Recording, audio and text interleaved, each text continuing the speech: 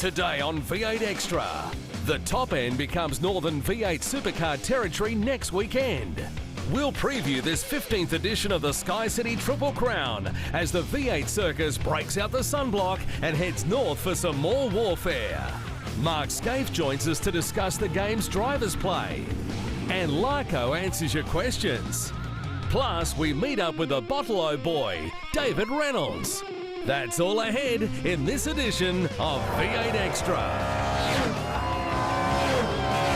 G'day everybody, thanks for joining us again on V8 Extra. Great to have your company today. We've had a little break from racing, as you know, but we cannot wait to get back to the top end to Darwin for the Sky City Triple Crown. And Scafey's back in the studio, which means, mate, when we get up there next week, these things are gone. Looking forward to it. I'm looking forward to it too, Neil. I mean, it's one of the great places. We've had 15 years of really good racing up there, and it is one of the best weekends of the year. And looking forward to the resumption of this incredible battle in the championship. But also, I'm bolting up there basically as soon as the program's done, and it's all about fishing. I always fail, so luckily there's fish and chip shops up there in Darwin. I can buy a barramundi. Well, most of yours have got newspaper on them, haven't they? That's your fishing. That's exactly right. Let's talk car racing, because we've had some great stuff going on this year. In fact, I think it's the best championship battle that we've ever seen. Well, you've sold my line, because I was going to use that. It is the best racing that we've seen so far. I mean, I can't remember a couple of better races than the last two laps, say, at Perth and the last couple of laps at Hamilton. I mean, they are really intense between the best guys with all the Ford and Holden rivalry that we expect.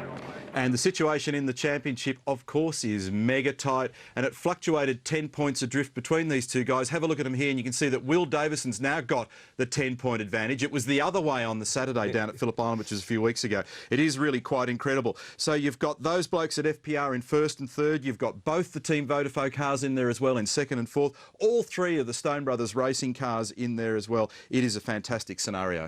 It certainly is. I mean, I'm looking forward to the next bit, because when you think about it, we're only a third of the way through, and the intensity we've seen is sort of almost unheard of. Big temperatures, big long straight, huge stop down into turn one. Let's refresh our memories of what happened back in 2011, where we pulled up a couple of surprise winners in Darwin. Oh, good jump. Poor start from Whincup. Oh, there goes Dumbrell. Oh, look at this. Jason Bryant with a deflated front left tyre. Oh, goodness, he got air. And it's just stopped. What's going on here? There's going to be plenty of drama about this, and it's on Fianganol. This is going to be as wild as it gets. They're all spread out. Three abreast. Now four abreast. Whincup goes off. Van Gisbergen goes off. Winterbottom on finish round. The real beneficiary of all of that is Rick Kelly. Exactly. Take him when you get him. Mark Winterbottom has absolutely nailed him off the start. Holdsworth is going to take it wide around the outside and lead them through. Here's the dive, turn 14. Oh, that's enormous. That's a time failure. So Whincup now on the inside of Holdsworth at 6. Wheels locked. Bang, bang, bang. And Craig Lowndes will go up into second position now. Carl Reiner. Oh. And in terms of pure speed, Will Davison's clearly the one to watch. He's got the best set of boots.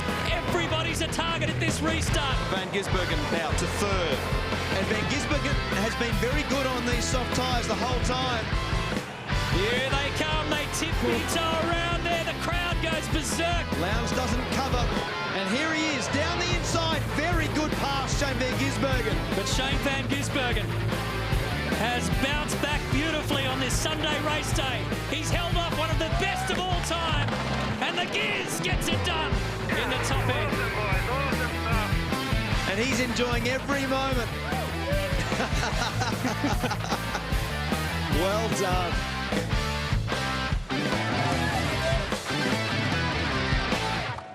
How was that vision crop over the end of the straight? We're going three abreast, they're four abreast. It was out of control, wasn't it? It's always good down there at turn one. Well, particularly the nature of the front straight there and the way it funnels into the 180-degree corner. And that was an unbelievable example of what happens when you try and put four into one. It just doesn't go. All right, we're going to take our first break today on V8 Extra. Coming up after the break, good hard racing or just plain crazy? Buggerlugs is going to have a look at some of the big issues so far this year. And we'll refresh our memories as we go to the break about some of the great things that have occurred in Darwin over the years. Stay with us on V8 Extra.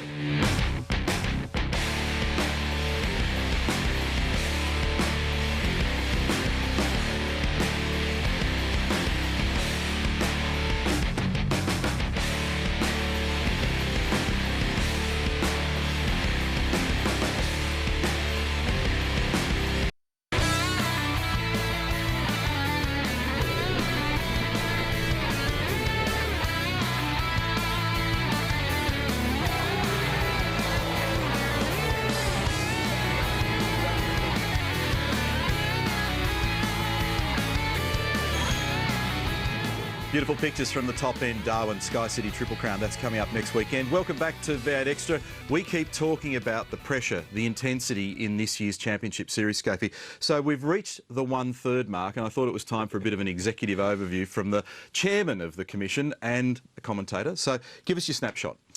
Well, I haven't seen better quality racing. That's the first thing. I mean, you and I have made the comment plenty of times now that this has been a really high-quality season. The factory teams for Ford and Holden are at their best. The pressure's on Triple Eight. FPR are operating very, very well, and both their drivers, and even David Reynolds also, are going very, very well. For me, there's genuine rivalry and tension that's been created out of this performance of FPR. And, you know, we've probably been pretty critical of their performance over the years, but where they are right now is right at the top of the pops. And, you know, they've dominated the pole positions, they've dominated the wins, and for them to keep it up, we saw in the telecast a few weeks ago at Phillip Island, for them to keep it up, Neil, is going to be very hard as we close into the endurance races. And that graphic that you can see up there at the moment with, you know, 11 of the 29 races done, you've got 5 different pole sitters, only 3 drivers who've shared the wins, but as you say, a lot of the stats point to FBR, but of course it's been much tighter than that. But of course there's been enormous pressure in the way in which those results have been built and delivered. Let's take a bit of a look back at how we got to this point thus far. Never before has there been so much tension so early in the series between the key front-runners. For example, Tasmania, Davison on Lowndes at the hairpin. It's going to end in tears. It's going to end in tears. Look at that. Across to New Zealand, Reynolds and Van Gisbergen turn 1. The Kiwi has to lock it up. There's contact. Contact at the first turn. Over in WA, Winterbottom and Tander playing Dodgem cars. So they're back on again. Then Reynolds jumps Tander, he's gone. and Davison is turned collateral around damage. by Reynolds. And Davison's in there as well. Team Vodafone's Mark Dutton encourages Whincup to win at any cost in the last corner clinch. Mate, great driving. Get him a last corner. Get him or have him off. Both of them. To the island, Tander opens the batting, helping Whincup find the grass at Siberia. Garth, escorts him into the grass, and that's exactly right. Van Gisbergen plays for keeps with Rick Kelly, trying to hold track position after his stop. This is Get Van Gisbergen parting the pits on new tyres. Davison unloads Van Gisbergen at turn 1, and disaster was only just avoided. High speed. Oh, that's amazing. Then Slade squeezes right, narrows the gap, and Davison trips over him trying to pass. This time, Whincup is collateral damage. He's going to get hit. Oh! No. 2 series leaders out of the race, gone. Sunday, and Winterbottom is accused of playing cork in the bottle in pit lane. He's trying to get himself room so he doesn't have to stack for as long. Roland Dane responds. They screwed over most of pit lane. The post-race investigation found no case to answer. So, 11 races down, 18 to go, and there's just 10 points between the top 2. Well, wasn't that on for young and old? I mean, there's some great vision amongst all that. And for me, a couple of the ones that are out of order, the Tander Winterbottom one at Barbagallo was just Dodgem car stuff down the straight. The last one that we saw about the exit at Phillip Island for Shane Van Gisbergen pulling straight across, that could have been one of the biggest accidents you've ever seen, and Rick Kelly was very, very good to avoid that. And the other one that I thought was pretty wild was Will Davison at turn 1. Your words were that he unloaded him. He gave him a hit right in the back corner, and at one of the fastest corners in Australia, that could have been a massive incident. So there's probably 2 or 3 of those that I reckon are past what would be rules of engagement. Yeah, and it's interesting that there's not been a lot of penalties levied so far this year. So to some extent it's been a little bit, to put it in an AFL terminology, it's been play on rather than pulling up the play. But I reckon we're really treading the fine line at the moment, much further into the grey area here, and either someone's going to get hurt or, you know, we're going to have consequences somewhere along the line. No doubt. Yeah. All right, well, we'll take a break now on V8 Extra. When we come back, we'll get an update on Car of the Future. Stay with us.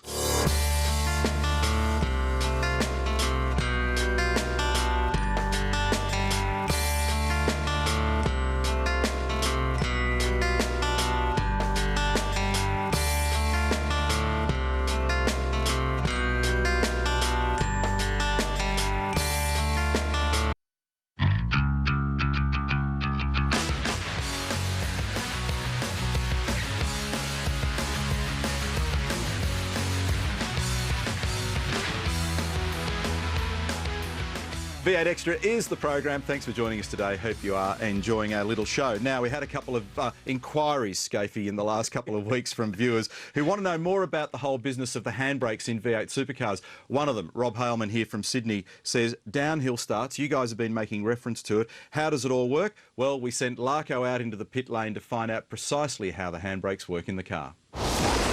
Downhill start makes it tricky to get these cars away cleanly. They'll all be against their handbrakes. So when Neil made that reference to the need for a handbrake in a car to stop your cars rolling on the grid, that's actually quite true. But even more so, they use them to get the car effectively off the start-finish line.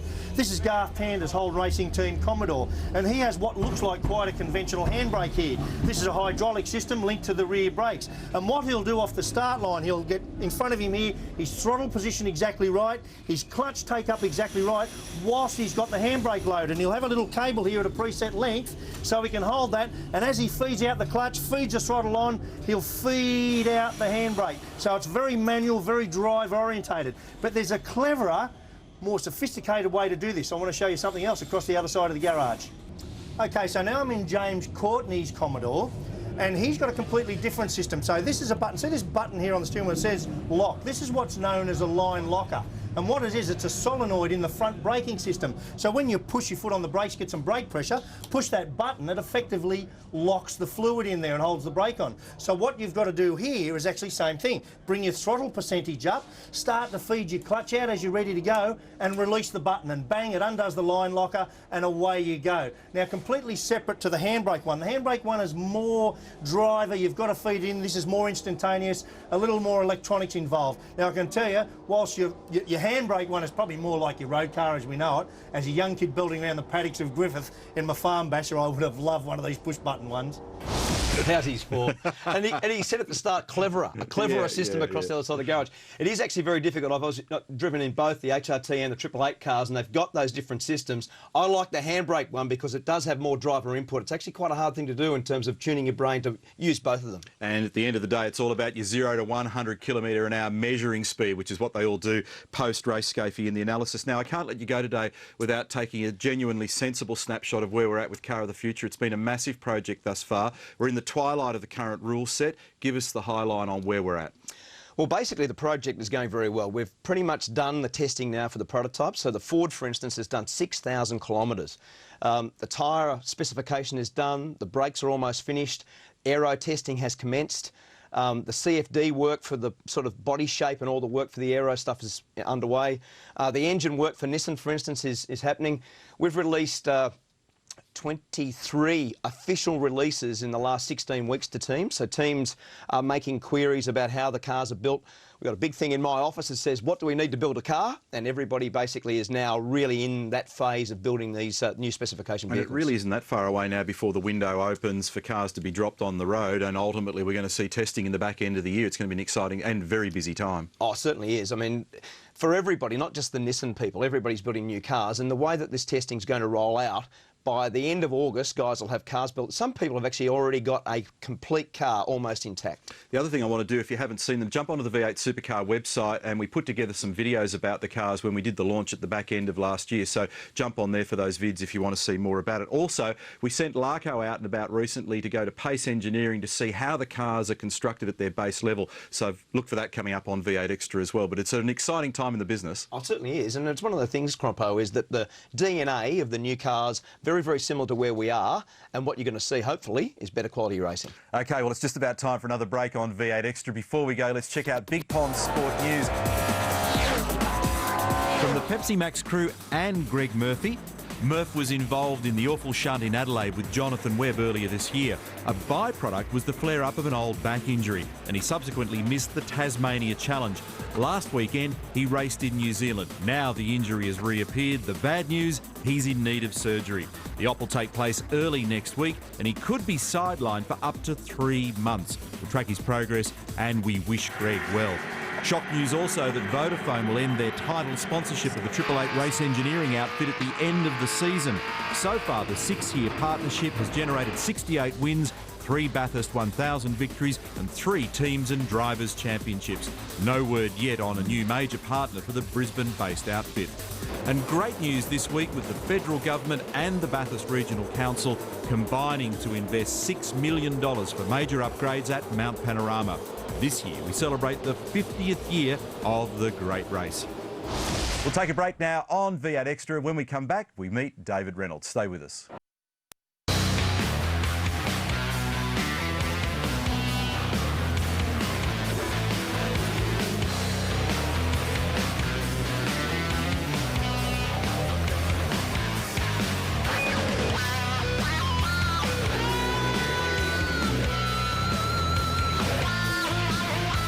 Darwin's coming up next weekend. Cannot wait. Now, a bloke that we've been talking a lot about in 2012, David Reynolds. Q2 at Phillip Island. He led races down there. He's a dry character. He's an odd kind of a guy, but he's a great kid. He's a really good young bloke. I mean, he's very, very fast. You and I have made the comment. He's probably not really racing well enough yet. He's not really in the rhythm of it yet. Probably needs to be a bit tougher in terms of his racing quality. Aaron Noonan caught up with him earlier for a bit of a chat. David, thanks for joining us on V8 Extra. It's good to catch up away from the track. Now, you seem to be aloof, sometimes disinterested. Are we seeing the real David Reynolds?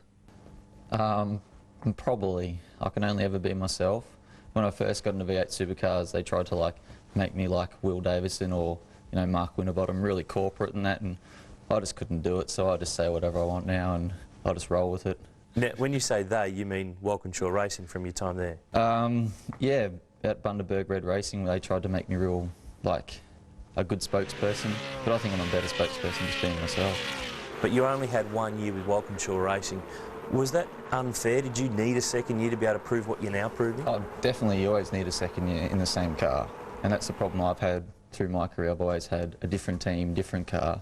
So this year is my 3rd team and 3 different cars. So every track I go to, I have to relearn how to drive. Not so much relearn, but you have to sort of change what you do in the car and how you get the most out of it. So even next year we've got a completely different car, so it's going to be 4 cars in 4 years. But next year's going to be good because it just levels the playing field for everyone. So it's a bit of a strong point for me. You got your gig with the Bundaberg team through Walkinshaw Racing. I think you were signed from memory to HSV through John Crennan at the advice of Thomas Mazira, who had seen what you did in Carrera Cup. Did you think by getting into that scenario that, here we go, I'm in a big team here, I'm set up, but it didn't work out that way? Yeah, not really. It was a really good thing to be involved at that time because they were winning all the races, and I got involved in the HSV road car side and sort of learnt the business that way. And when Rick Kelly left Walkinshaw Racing, there was an opening, and that's when Bundaberg Racing come into play, and they gave me the drive, and it was just so different to what I was used to. The races were heaps longer, the cars were heaps different, and there was so much to learn. It was just like information overload. It really was. Did you feel like you were ready, in hindsight, now that you look back at it? Probably not. I did 1 year at DVS, and I tried to make the most of it that year. But when you step up in the main game, the races are so tough, and the competitors are they're all awesome drivers. There's no bad cars, there's no bad drivers. You've got to be on top of your game. You had a year out in 2010 from the main series. You still did the Enduros and some other racing, and then you came back in last year with Kelly Racing. Clearly, as history shows, that relationship didn't work out. How tough was the second half of last year when we all knew what was unfolding and things weren't happy within that camp? How tough is it to be in a team where you clearly don't see that there's a future and they perhaps don't see it? Yeah, it was really tough for me. From Phillip Island onwards, I wasn't really welcomed, and I got that feeling. But, I'm going to concentrate on the positives I had in that year, and I'm going to try and forget the last 6 months. Do you think that it's not too far away? We've seen enough signs. You've qualified strongly, you've raced strongly. You probably haven't quite stitched it all together just yet, but when you do, you think that you can stand on one of those podiums? Oh yeah, 100%, 100%. It's all about, for me at the minute, it's probably a bit more about luck, and I think it's got to do with the colour of the car. Greens, or everyone has always told me green's unlucky, and I'm sort of starting to realise that it probably is. Goals for you for the rest of 2012? What stands out for you? goals for me would be, you know, definitely pole position, podiums, and I'd love to win a few races. You know, I'm seeing my other teammates doing it, and they're making it look pretty easy. Well, we'll see if you can do it. Thanks for taking some time and catching up. No worries, thanks, Aaron. Well, it's a very good insight there of Dave Reynolds. I mean, he's a really good young bloke, and one of the things about him is he needs to concentrate less on the colour of the car. But one of the things there, I really like the way he chose his words cleverly. He was sort of thinking about it very deeply, and that's what he's got to do. He's got to apply himself. It's a very good opportunity for him. He's a good kid, and there's no question his day's going to come. Scafey, we're done. We're out of here. Time for me to bolt to the north, and that is our next gig. It is the Sky City Triple Crown. Darwin, Australia's best kept secret. It's not too late. You can get up there, rip into it, get the shorts out, and looking forward to races 12 and 13 of the championship. Mixed tyre weekend once again. And of course, our next V8 Extra, we're going to wrap it all up the weekend after that. Saturday, the 23rd of June, V8 Extra. Stick it in your diary. Hope you've enjoyed our program today. Look forward to your company from Darwin next weekend. Bye for now.